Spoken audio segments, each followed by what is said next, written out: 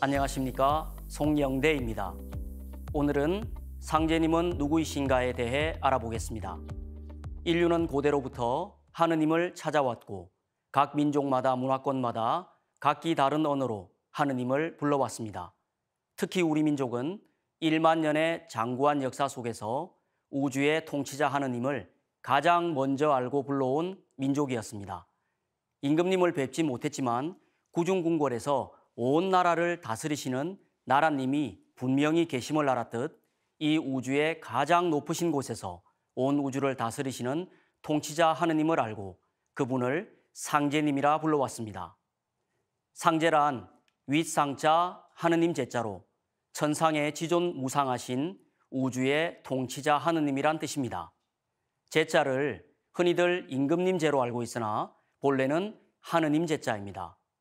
우리 역사 문화를 살펴보면 상제님을 모시는 문화가 있는데 대표적인 사례가 천제 문화입니다. 강화도 마리산에 제천단으로 참성단이 있습니다. 약 4300년 전에 단군 왕검께서 상제님께 천제를 올리신 곳인데 오늘날에도 국가의 큰 행사가 있을 때 이곳에서 성화를 체화합니다. 그리고 임진왜란 때 이순신을 천거했던 서해 유성룡은 이순신 장군에게 다음과 같은 글을 주었습니다. 깊은 밤 어둠 속에 상제님께서 내게 임하시네.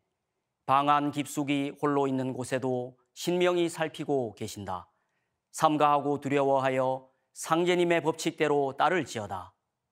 그렇다면 한산섬 달밝은 밤에 큰 칼 옆에 차고 높은 망루에 홀로 앉아 나라의 운명을 깊이 걱정하던 이순신 장군은 누구에게 간절히 기도를 했겠습니까? 바로 상제님입니다. 또한 한 분의 상제님이 만물을 낳고 기르고 다스리시는 삼신의 세 가지 덕성으로 우주를 통치하신다 하여 삼신상제님이라고도 불러왔습니다. 삼신은 일신입니다. 한 분의 신이 온 우주를 꽉 채우고 있는 얼굴이 없는 하나님입니다. 이 신이 바로 하늘과 땅과 인간, 만물을 낳아준 생명의 근원이 되는 망량님입니다. 이 삼신과 일체가 되어 우주를 통치하시는 분을 삼신일체 상제님, 삼신상제님이라 합니다. 삼신이라는 말은 우리에겐 삼신할머니란 단어로 더 친숙한데요. 이는 본래 삼신의 세 가지 덕성 중 낳는 역할만을 가져다 아이를 점지해 주시는 분으로 여겨왔기 때문입니다. 증산도의 경전인 도전 1편 1장에는 우리 민족이 예로부터 불러온 하느님의 본래 호칭에 대해 이렇게 밝혀주고 있습니다. 이 삼신과 하나 되어 천상의 호천금골에서 온 우주를 다스리시는 하느님을 동방의 땅에 살아온 조선의 백성들은 아득한 예로부터 삼신상제, 삼신하느님, 상제님이라 불러왔나니 상제는 온 우주의 주제자요 통치자 하느님이니라.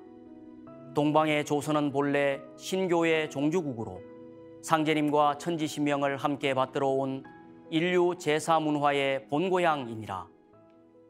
신교란 하늘에 계신 상제님으로부터 직접 가르침을 받고 상제님을 모셔온 인류의 원형문화입니다. 우리 한민족은 인류의 모체이자 뿌리 문화인 신교의 종주국으로 상제님을 가장 먼저 알고 모셔왔던 것입니다. 나라의 통치자들은 제천단을 높이 쌓고 하늘에 계신 상제님께 천제를 지내왔고 백성들은 장독대 위나 부엌의 정갈한 곳에 청수를 모시고 상제님께 비는 신교 신앙을 해왔습니다. 또한 상제님이 천상의 북두칠성에 계심을 알고 칠성을 향해 비는 칠성신앙을 해왔던 것입니다. 이 모두가 신교 문화였습니다. 그러니 이 신교의 주인이신 상제란 호칭에는 천상에서 대우주를 직접 다스리시는 통치자 하느님의 위격과 존재의 모습을 가장 잘 담고 있으며 우리 민족이 인류 역사상 가장 먼저 불러온 하느님의 본래 호칭이라는 것을 알 수 있습니다. 그런데 지금 우리는 왜 이 하느님의 본래 호칭인 상제란 말을 잘 모르고 있을까요? 놀랍게도 지금으로부터 약 100여 년 전까지만 하더라도 우리 민족은 누구나 하느님을 상제님으로 알고 불러왔습니다. 지금의 국호 대한민국이 대한제국에서 왔음을 다들 잘 알고 계실 겁니다. 고종 황제가 조선을 대한제국으로 바꿀 때 가장 먼저 한 일은 하늘에 계신 상제님께 천제를 올린 일이었습니다. 또 온 백성들이 다 함께 부를 대한제국 애국가를 만들어 반포하였는데 그 가사의 첫 소절과 마지막 소절도 상제님으로 되어 있습니다. 남녀노소 누구나 다 부르도록 만든 애국가 가사인데 만약 상제님을 몰랐다면 불려질 수가 없었을 것입니다. 이렇듯 우리 민족은 위로는 나라님에서부터 아래로는 모든 백성들에 이르기까지 누구나 하느님을 상제님으로 불러왔습니다. 구한말 우리나라의 처음 신약 성서가 한글로 번역되어 소개되었을 때도 이를 잘 알 수가 있습니다. 당시 우리 민족은 누구나가 하나님을 상제님으로 불렀기에 서양에서 말하는 하느님을 당연히 상제님으로 번역해 놓은 것을 알 수 있습니다. 천주시리를 쓴 서양의 선교사 마테오 루치 신부님도 중국에 와서 보니 이미 중국에선 천주를 상제로 불러왔다는 것을 알고 자기 나라에서 부르는 천주는 상제와 같은 말이다 라고 표현을 하였습니다. 그런데 우리는 우주의 참 하느님을 상제님이라 불러왔지만 그동안 각 민족이나 종교, 문화권에서는 천주님, 절대자, 신, 미륵불, 여호와 등 서로 다르게 불러왔습니다. 그럼 이분들은 각각 다른 분들일까요? 하느님은 우주의 주인으로서 나라마다 문화권마다 언어만 다르게 표현을 해왔을 뿐 동일한 한 분이십니다. 한 나라의 왕이나 대통령이 둘이 있다고 생각해 보십시오. 어떻게 될까요? 더 혼란만 야기될 것입니다. 대우주의 통치자 하느님도 한 분으로 정확한 공식 호칭 상제님으로 불러야만 온 인류가 올바른 하느님을 찾을 수가 있는 것입니다.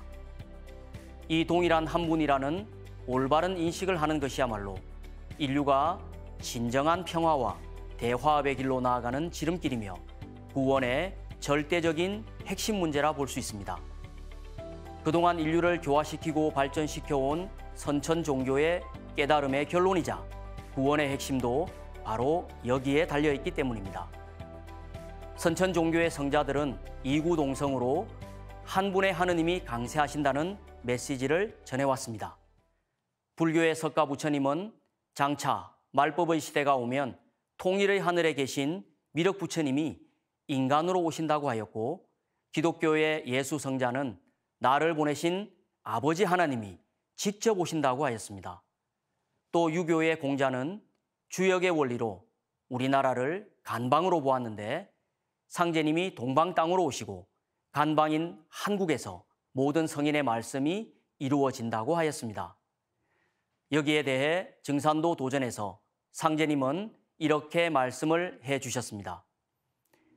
예수를 믿는 사람은 예수의 재림을 기다리고, 불교도는 미륵의 출세를 기다리고, 동학신도는 최승훈의 갱생을 기다리나니 누구든지 한 사람만 오면 각기 저의 스승이라 하여 따르리라. 예수가 재림한다 하나 곧 나를 두고 한 말이니라. 공자 석가 예수는 내가 쓰기 위해 내려보냈느니라. 이 말씀은 공자 석가 예수를 보내신 분은 여러 사람이 아니라 동일한 한 분의 하느님이신 상제님이시며, 선천의 성자들은 자신들을 내려보내신 상제님이 이제 우주의 가을철을 맞아 인간 세상에 직접 오신다는 것을 알렸다는 것입니다. 다음 시간에는 마침내 인간으로 오신 하느님, 증산 상제님에 대해 알아보겠습니다.